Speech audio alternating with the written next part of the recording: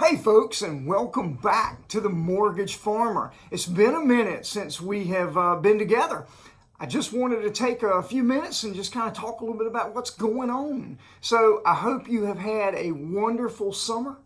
I hope you've had an opportunity to go out and do those things that we do in the summertime, whether it be go on vacation, go to the beach, maybe go catch a baseball game. We know that summer is winding down because college football and professional football are ramping back up. But I liken it to one of my favorite things to watch in the summertime in a baseball game when the offense is batting and the defense is playing defense and you get a triple play. One side's really happy, the other side not so much.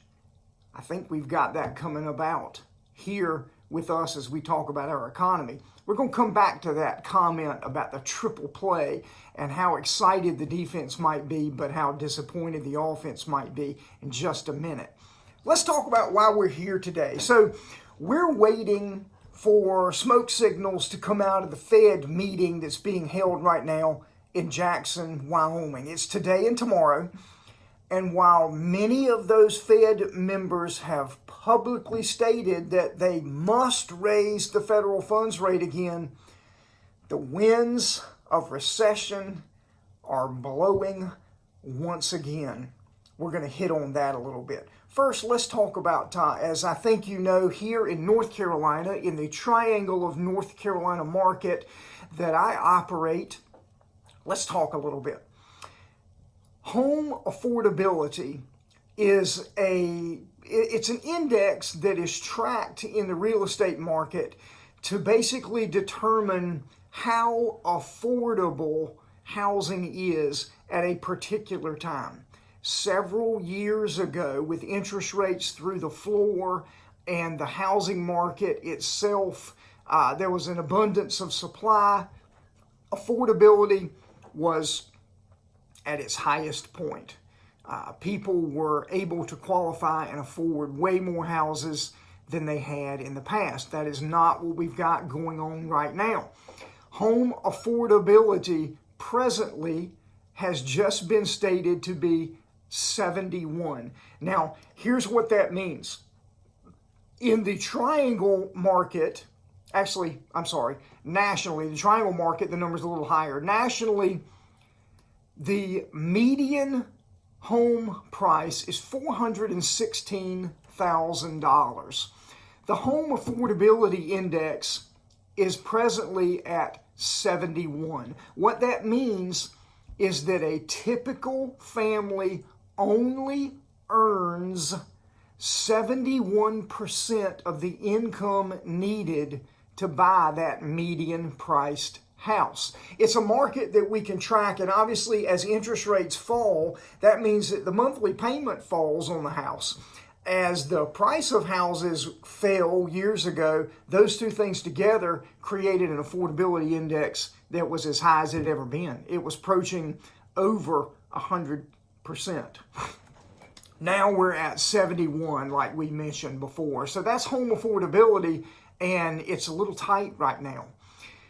Let's go back and talk about that baseball analogy and that triple play. So you're watching a baseball game and you're having a good time, and the pitcher throws the pitch, and by a series of events, 3 outs occur all on that single play, and the inning is over for the defense and the inning is over for the offense. Well, we've got a little bit of a triple play going on economically speaking. The problem is everybody's on offense. And what I mean by that is no one's going to be happy with the outcome of this particular triple play. Let's talk about that triple play. First and foremost, inflation. We have been talking about inflation for, 3 years now, 2 years now, and it certainly is way better than it was, but we're nowhere near the 2% target that the Fed has stated is their goal, inflation.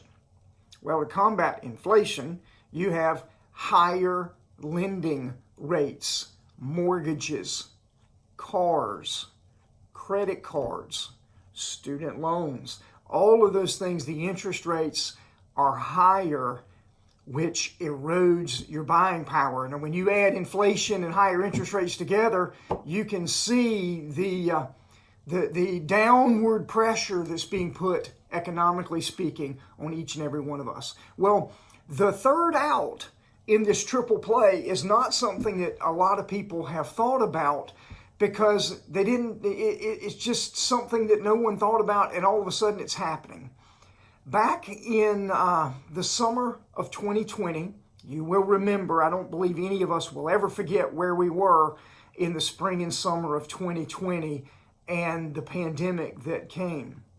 Well, one of the things that occurred during that time period in an effort to help the economy, student loan repayment was put on the back burner. All student loans were put into deferral, forbearance, whatever you want to call it. They ceased requiring payments on all student loans. That's going to be individuals that had already graduated from college, and that's going to include every single person that has graduated from college with student loan debt since May of 2020, which is quite a few years. You've got the 2020 class, the 21 class, the 22 class, and now the 23 class. That's 4 years of young adults that have come out of college and into the job market that have never known an economic situation where they actually had to make payments on their student loans. All of that is coming to an end in September of 2023. One would say, well, it's your debt, you're supposed to pay it, and that is absolutely true. The issue is, economically speaking, there have been hundreds of dollars in the budgets of many young adults that they didn't have to pay out to student loan repayments. That starting in September, they're going to have to do that. Again, this is not a political commentary about whether they should or should not have been in forbearance or deferral to begin with. I'm simply saying that after 4 years of not having to make those payments and now having to make them, it's going to change the spending habits of a lot of young adults. That plus inflation plus the higher interest rates is really going to put a punch into what's happening in our economy. We need to be prepared for that. Let's go back. We talked about home affordability a moment ago. We saw last week, third week, or I guess we'll call it the end of the second week of August 2023, we saw the 23-year low of mortgage loan applications. Mortgage applications is a key measure that we watch in the housing market to see. It's kind of a test of the vibrancy of the housing market. If people are applying for new mortgage loans, it implies that the wheels are moving in the housing market, and the housing market has always been one of the things that we rely on to stimulate the economy. Not only do you buy a house, but you may buy furniture and you may buy appliances when you buy that house. They all work together. 23-year low just occurred in the number of mortgage loan applications. It's not good. What does all this mean? Well, it means that it is time for all of us to tighten our seatbelts, as these next 6 months are going to be bumpy. I'm not saying we're going to crash. I'm just saying the ride is going to be bumpy.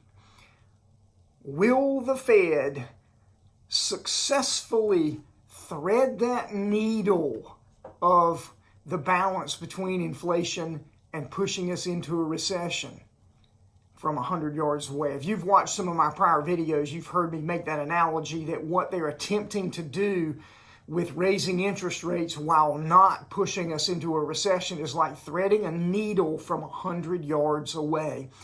It's just not something that occurs normally. I think we're going to see that. Will our economy merely stumble, or will it take a hard fall and get up bloodied? If you've watched any of my videos in the past, you know where I come down on this. You know what I think is going to happen no matter what the Fed says. I know what they're doing. I know that they're trying their best to slow the growth of this economy so they can get inflation under control. I appreciate that. But they've chosen once again to use one arrow in the quiver instead of the 5 or 6 other arrows that they could use together to soften the economy a little bit without throwing us into a recession. We'll see what's going to happen. If you've watched my videos, you know what I think is going to happen. I appreciate you watching this video. I hope you enjoyed my analogy of a baseball game.